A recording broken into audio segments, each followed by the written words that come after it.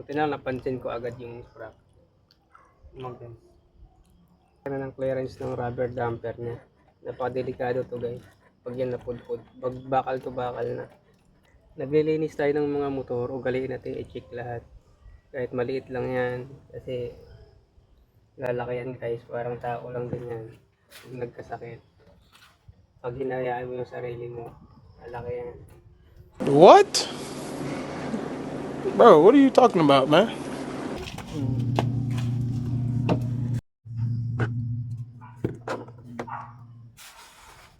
Tayo ng rubber damper sa likuran kasi ang luwag na guys. Sobrang luwag na. Buti na lang naka-order ako nito sa Shopee online.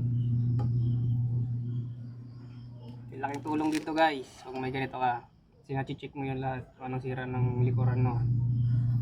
Kasi pagka nasa lapag lang, di mo ma-testing di mo ma-check kung maluwag.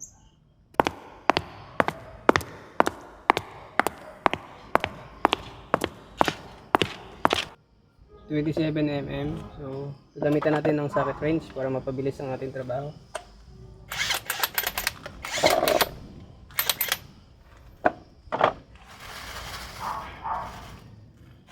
Kaya nga pala natin babaklasin guys kasi magkakabit tayo papalit tayo ng rubber damper. Pudpud na yung rubber damper niya guys.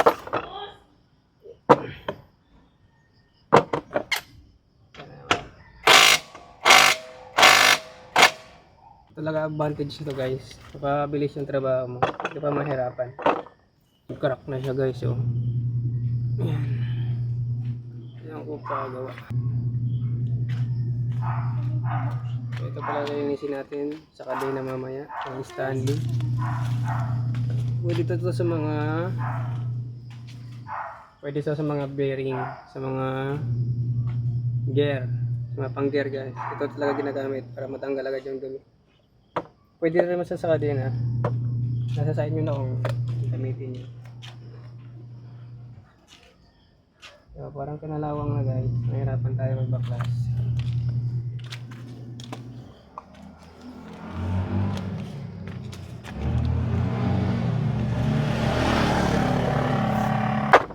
Ha?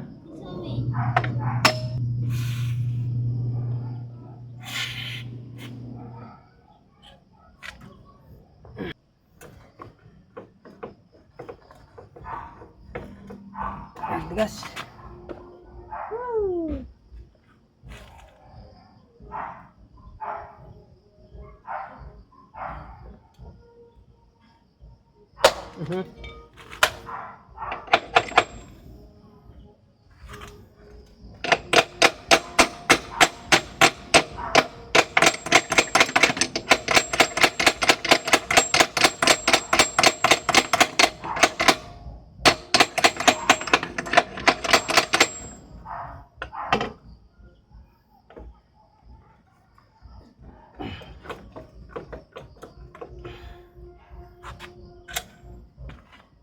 Yes, matigas. Kailangan natin bukukin.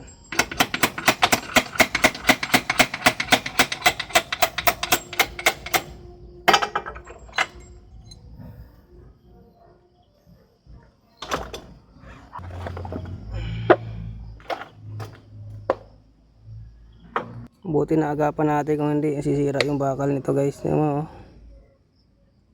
Oh. Itong ay nadurog. Nangyari dyan gar. Huh? Ayan oh. Pudpud.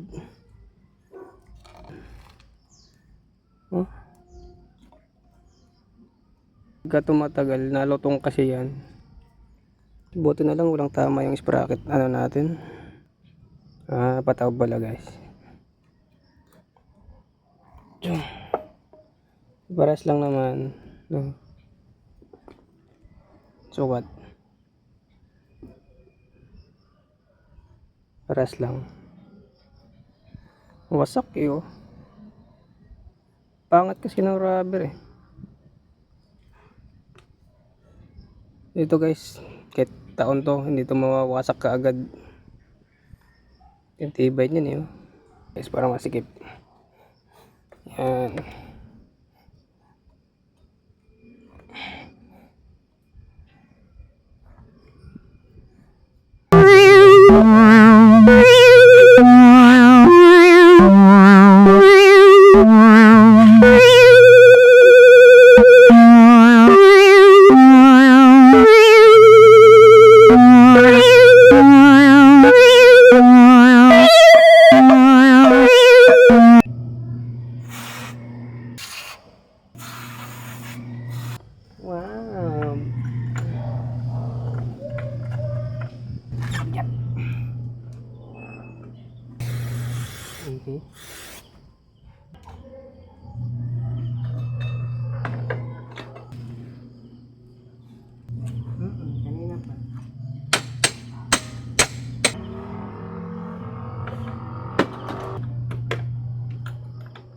Ayun guys, kadina naman ang lilinisin natin. Grabe ng kalawang. Oh.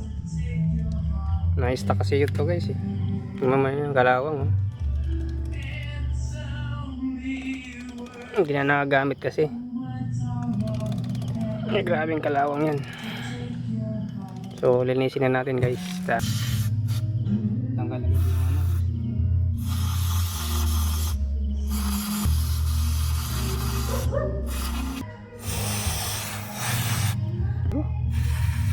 Wala nang laman.